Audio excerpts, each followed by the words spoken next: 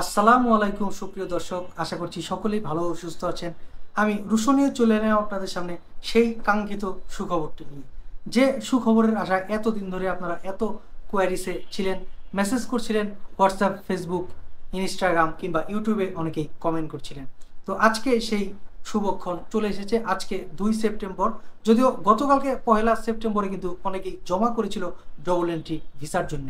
Appointment date system বন্ধ ছিল, তবে যাদের থার্ড কোনো কান্ট্রিতে যেতে হবে তারা সরাসরি যমুনা ফিউচার পার্কে আইব্যাক সেন্টারে গিয়ে সেখানে 825 টাকা জমা করে গতকালকে অনেকেই ভিসার আবেদন জমা করেছেন।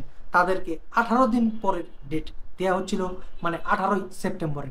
তবে অনেকেই কিন্তু গতকালকেই সকালে জমা করে আবার দুপুরে পাসপোর্ট ফেরত পেয়েছে। ডবল এন্ট্রি ভিসাগুলো সাধারণত 3 মাসের ডবল এন্ট্রি ভিসা হয়ে থাকে।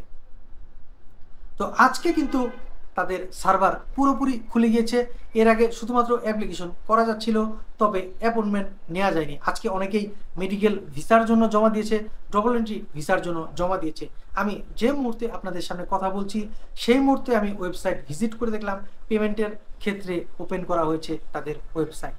তবে ট্যুরিস্ট ভিসার এখন পর্যন্ত কেউ জমা দিয়েছে কিনা আজকে সেটি তথ্য পাইনি। তবে অনেকের কাছে জানতে পেরেছি যারা মেডিকেল ভিসার জমা দিয়েছে। নেক্সট ভিডিওতে হয়তো আরও বিস্তারিত বলতে পারবো কেমন সময় নিচ্ছে। তবে আজকে 2 তারিখে যারা জমা দিয়েছে ডবল এন্ট্রি ভিসার জন্য তাদেরকে 19 সেপ্টেম্বর ডেলিভারির ডেট দেওয়া হচ্ছে। অনেকেই কিন্তু এর মাঝখানে পাসপোর্ট ফেরত পেয়েছে।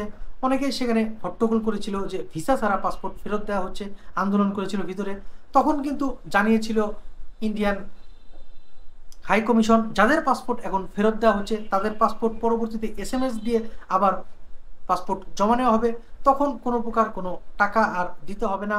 তারপর তারা ভিসা পাবেন কি পাবেন না সেটি তারপর আগের মতো রিভিউ করা হবে। আর এর মধ্যে যেমন 25 দিন পর থেকে জমা দেওয়া গেল, গত 5 তারিখে বন্ধ হয়ে গিয়েছিল আইব্যাক সেন্টার।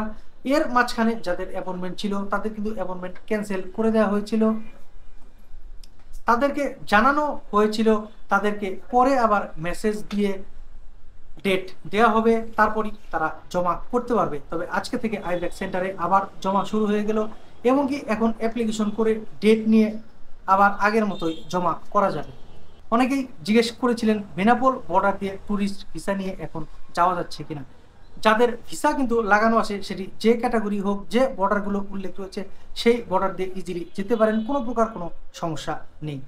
আর হোটেলগুলো রয়েছে একদমই ফাঁকা। অনেক নিউজ পেপারই কিন্তু এর মাঝখানে নিউজ করেছে কলকাতা শহর একদমই ফাঁকা, হাহাকার চলছে কলকাতার নিউ মার্কেট এরিয়াতে। তো মোটামুটি এই ছিল আজকের লাস্ট আপডেট। নেক্সট ভিডিওতে আবার বলা হবে কি আপডেট চলে এসেছে। তো প্রত্যেকে সেই নেক্সট ভিডিও দেখার অগ্রিম স্বাগতম জানিয়ে আজকের মতো আপনাদের সামনে থেকে আমি রুশনীয় বিদায় নিচ্ছি। ভালো থাকবেন, সুস্থ থাকবেন, নিরাপদে থাকবেন। আল্লাহ হাফেজ।